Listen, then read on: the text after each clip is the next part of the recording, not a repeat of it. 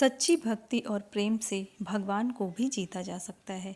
आज हम एक संत और एक सेठ की कहानी सुनेंगे, जिसमें संत का भगवान पर इतना अटूट विश्वास है कि वो प्रसाद में जहरीला भोजन खाने से भी परहेज नहीं करते।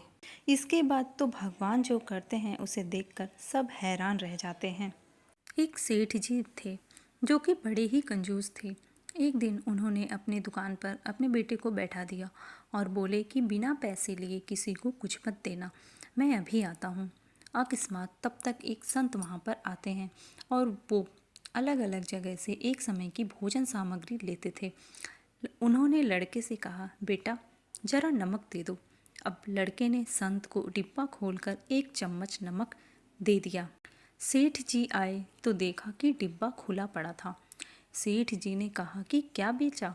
बेटा बोला, एक संत जो तालाब पर रहते हैं, उनको एक चम्मच नमक दिया था। सेठ का तो माथा ही ठनक गया। वो बोले, अरे मूर्ख, इसमें तो जहरीला पदार्थ है।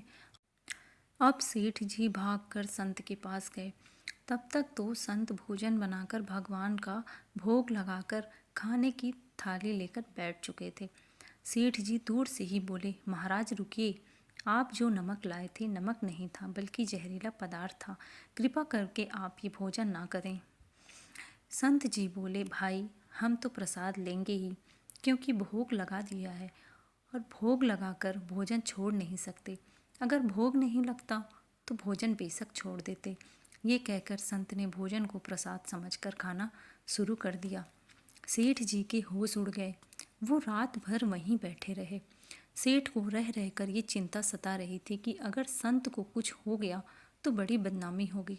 रात में अगर तबीयत बिगड़ी तो कम से कम वैद्य को दिखा देंगे। सोचते सोचते उसे नींद आ गई। सुबह रोज की तरह संत जल्दी उठ गए और नदी में स्नान करने लगे। सेठ जी ने कहा, महाराज तबीयत तो ठीक है? संत बोले, भगवान की कृपा है। इसके बाद भी पूजा के लिए मंदिर चले गए। जैसे ही संत ने मंदिर का द्वार खोला तो देखा कि भगवान के श्री विग्रह के 2 भाग हो गए हैं और ये शरीर देखते काला ही पड़ सेठ गया को है। सब समझ आ गया कि भक्त के अटल विश्वास को देखकर भगवान ने भोजन का जहर भोग के रूप में स्वयं ग्रहण कर लिया और भक्त को प्रसाद ग्रहण कराया। इसके बाद सेठ ने तुरंत घर जाकर बेटे को अपनी दुकान सौंप दी और स्वयं संत की शरण में आकर भगवान की भक्ति करने लगा। बोलो बाकी बिहारी लाल की जय।